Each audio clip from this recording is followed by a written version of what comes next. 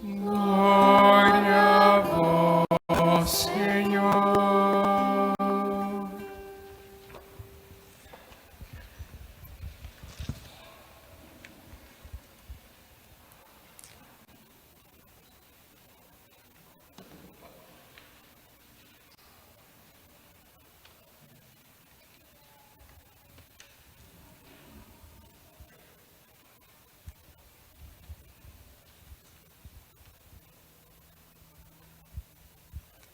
Queridos irmãos e irmãs, queridos ouvintes da Rádio Maria Brasil, louvado seja o nosso Senhor Jesus Cristo e sua Mãe Maria Santíssima.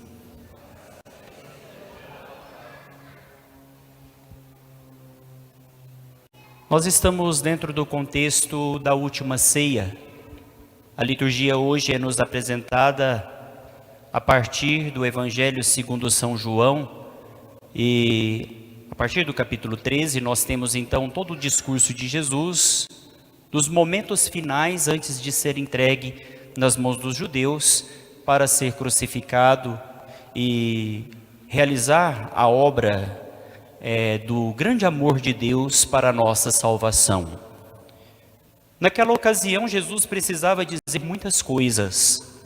Era necessário que ele dissesse como que um último testamento, como uma última orientação para os discípulos, a partir de tudo que ele havia dito durante toda a sua vida pública, revelando por meio de palavras, de obras, muitas vezes do silêncio, da oração, dos seus exemplos, sinais, milagres, prodígios, tudo isso falava da revelação que Deus tinha para nós, que Deus tem para nós. E naquela ocasião, Jesus está dizendo para eles: olha, não perturbe o vosso coração. Tende fé em Deus, tende fé em mim também. Na casa do meu Pai há muitas moradas. Esse tema é um tema muito especial, exatamente porque nós estamos vivendo o tempo pascal. E no tempo pascal nós celebramos a paixão, morte e ressurreição de Cristo. Desde o primeiro momento em que Jesus anuncia sobre a sua paixão, a sua caminhada para Jerusalém, a sua ida para a cruz, ele associa o mistério da cruz ao mistério da ressurreição. E nesse tempo pascal nós estamos vivendo exatamente isso, a ressurreição do Cristo Senhor, o nosso Deus, que também nos chama a participar do seu mistério de amor. Eu estou indo para o Pai.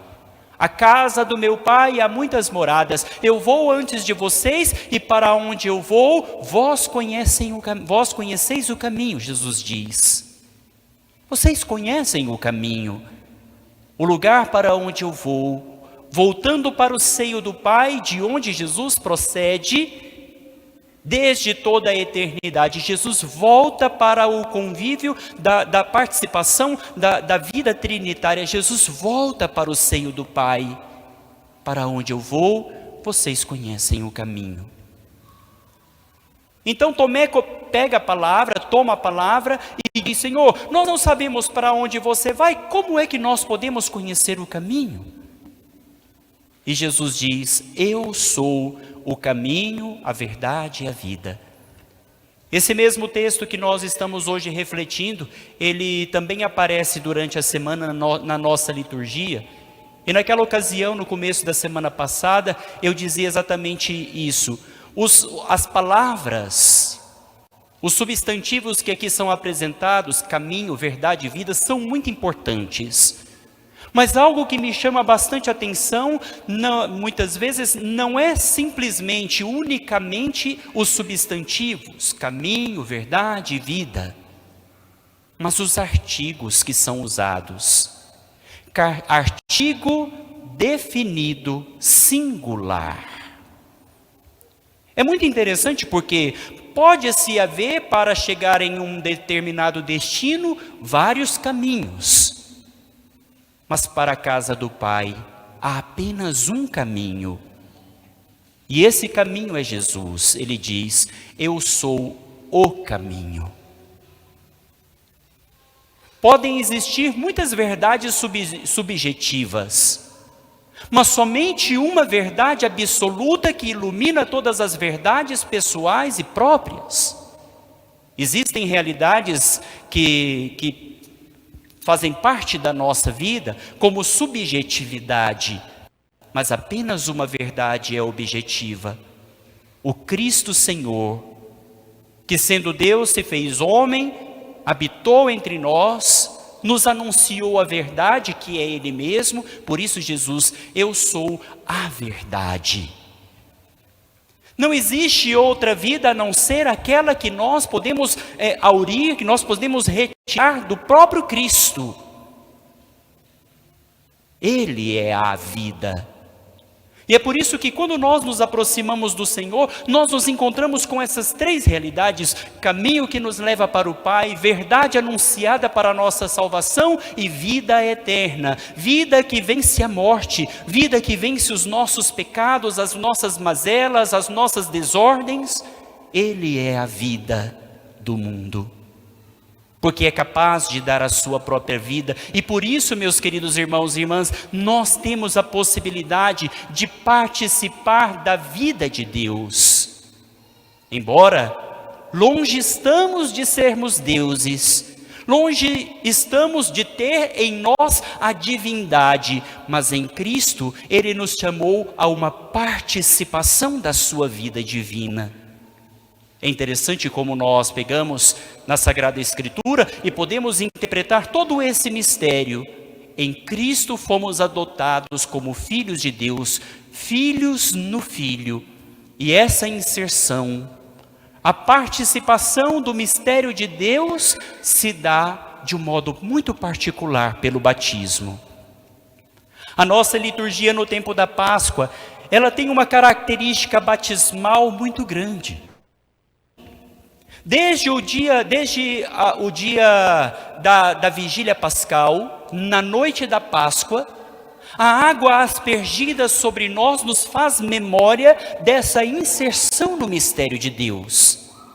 Hoje, na segunda leitura, tirada da carta de São Pedro, Pedro nos orienta a nos aproximar desta pedra viva, nos aproximar dessa pedra especial, essa pedra admirável, que é o Cristo, rejeitada por muitos, mas que se tornou de fato uma pedra angular.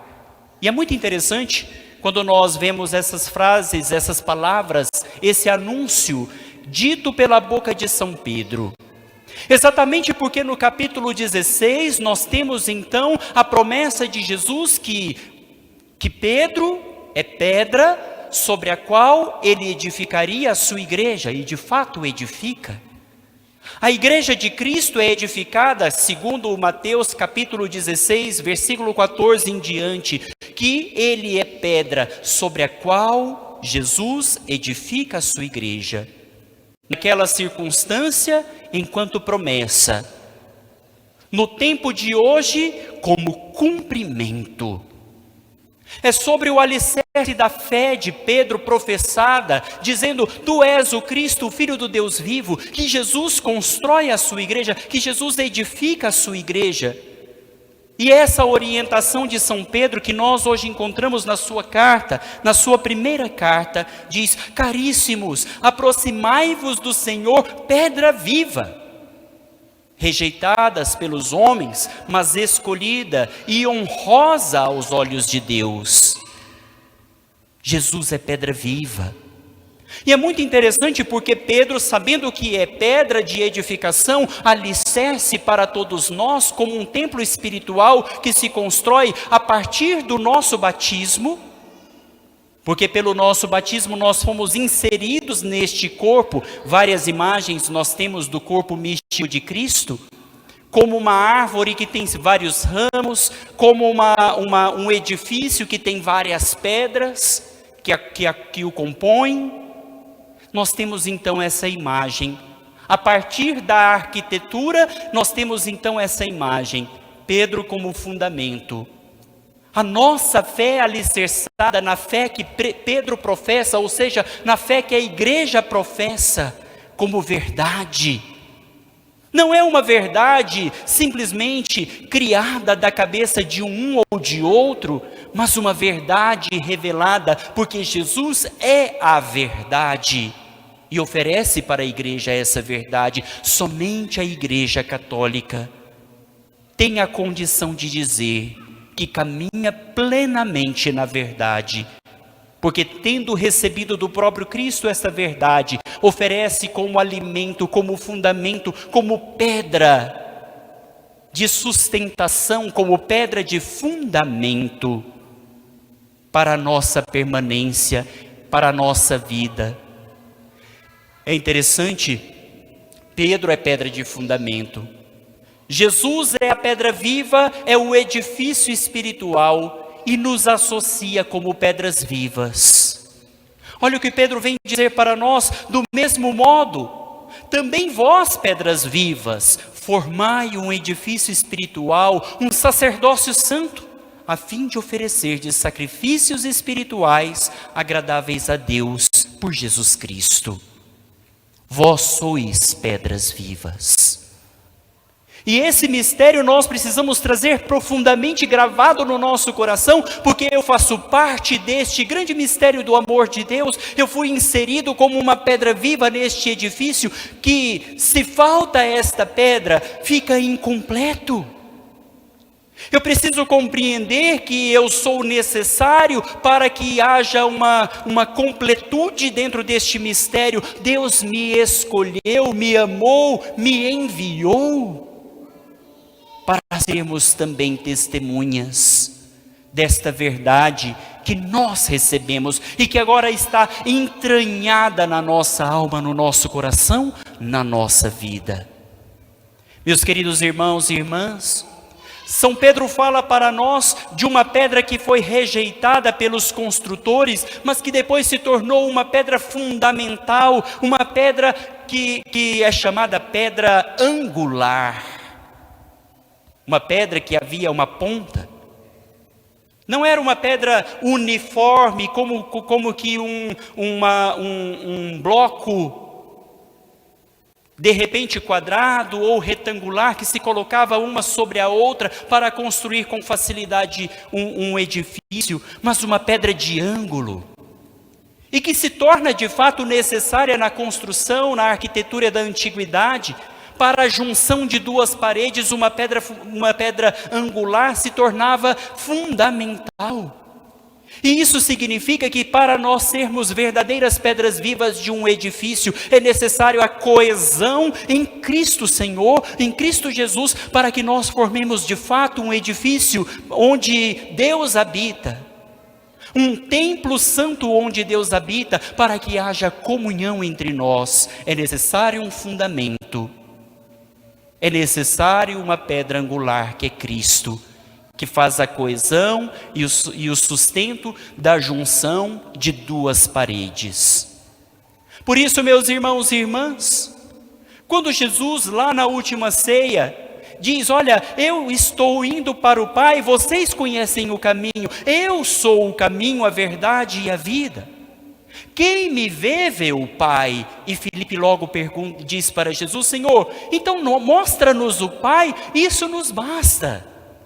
E Jesus diz: Filipe, e serve para nós também, há quanto tempo nós caminhamos com o Senhor e ainda não conseguimos enxergar que Ele e o Pai são um, que Ele e nós somos um só corpo, um só Espírito, um só templo vivo? Há tanto tempo caminha comigo, Filipe, e ainda não percebeu que eu e o Pai somos um? Quem me vê, vê o Pai. Se você não acredita por causa de tudo isso que eu estou dizendo, acredite pelo menos pelas obras que eu estou realizando. As obras que eu faço são as obras do Pai, e elas dão testemunho de mim. É bonito quando nós percebemos esta realidade de identificação. Jesus se identifica com o seu Pai que o enviou, e nós nos identificamos com Cristo que nos enviou, porque nos associou ao seu projeto de amor, ao seu mistério, que é a igreja. pelo batismo, fomos enviados a anunciar o Cristo. Do mesmo modo que quem vê Jesus, vê o Pai. Quem nos vê nas ruas das nossas cidades, nos lugares onde nós estamos, nas empresas que trabalhamos, nas escolas e universidades que nós estudamos, quem nos vê, vê o Cristo que nos enviou. E essa associação é necessária. Nós somos como Cristo, caminhos que conduz para a verdade. Somos condutores, somos como que pastores da sociedade, a fim de levar o evangelho, o testemunho desse evangelho, dessa palavra viva, para todos aqueles a quem nós nos encontramos. Tantas vezes já falei sobre isso, vou repetir e encerrar aqui esta reflexão. Quantas vezes nós somos enviados dentro da Santa Missa, após receber Jesus Cristo vivo na Eucaristia, em que o sacerdote diz: ide em paz, que o Senhor vos acompanhe. Nós ouvimos isso a cada Santa Missa: ide em paz, que o Senhor vos acompanhe. E o que isso significa? Que ao receber Jesus na Eucaristia, somos misteriosamente transformados nele, somos mudados na nossa condição humana, na participação da sua vida divina, para que ele mesmo em nós caminhe pelas ruas da nossa cidade e chegue aos lugares mais distantes, com a sua presença em cada um de nós.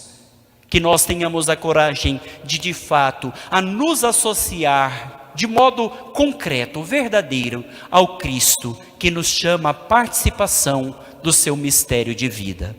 Louvado seja o nosso Senhor Jesus Cristo.